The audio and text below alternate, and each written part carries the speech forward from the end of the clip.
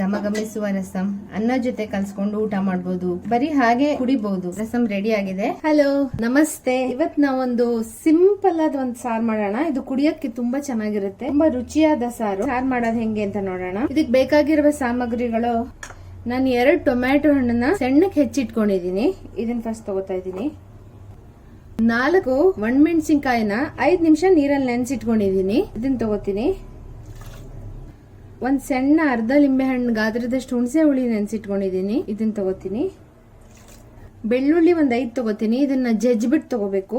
Tomato ಹಣ್ಣು, ಕೆಂಪು ಮೆಣಸಿನಕಾಯಿ, ಬೆಳ್ಳುಳ್ಳಿ, ಹುಣಸೆ ಹಣ್ಣು ಎಲ್ಲ ಹಾಕೊಂಡಿದೀನಿ. ಈಗ ಇದನ್ನ ನಾನು ಕೈಯಲ್ಲೇ ಕಿವುಚಬೇಕು. ಫುಲ್ ನೀರ್ ಬಿಡೋಷ್ಟು. ಒಂದ್ ಸ್ವಲ್ಪ ನೀರು ಹಾಕೊಳ್ಳೋಣ. ಇದಕ್ಕೆ ಒಂದ್ ಅರ್ಧ ಕಪ್ ಅಷ್ಟು. ಇದನ್ನ ಫುಲ್ ಕೈಯಲ್ಲೇ ಗಿವಿಚ್ಬೇಕು.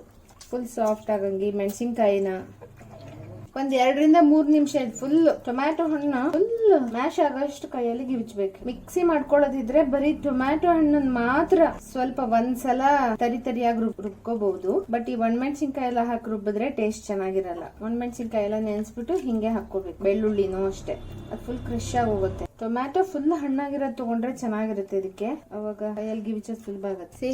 ಫುಲ್ ಎಲ್ಲ ಗಿವಿಚಾಯ್ತು. ಟೊಮ್ಯಾಟೊನೆಲ್ಲ ಫುಲ್ ಮ್ಯಾಶ್ ಆಗಿದೆ. ಈಗ ಇದಕ್ಕೆ ಒಂದು 5 ರಿಂದ 6 ಕರಿಬೇವಿನ ಸೊಪ್ಪು ತಗೋತೀನಿ.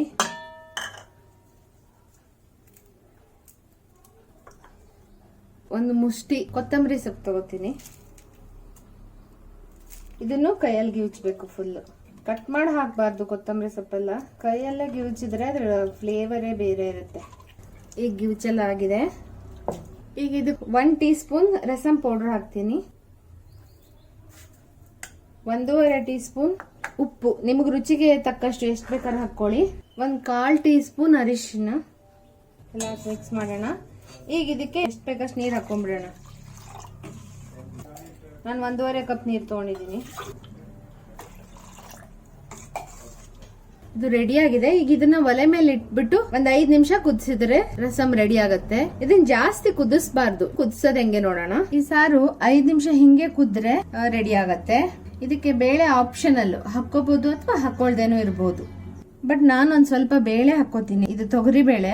1-2 ಟೇಬಲ್ ಸ್ಪೂನ್ ಬೇಳೆನ ಬೇಯಿಸ್ಬಿಟ್ಟು ಹಾಕ್ಬಹುದು.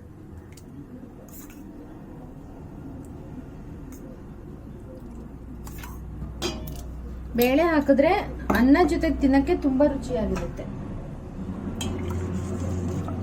ಇಲ್ಲ ಅಂದ್ರೆ ಕುಡಿಯಕ್ಕೆ ತುಂಬಾ ಚೆನ್ನಾಗಿರುತ್ತೆ.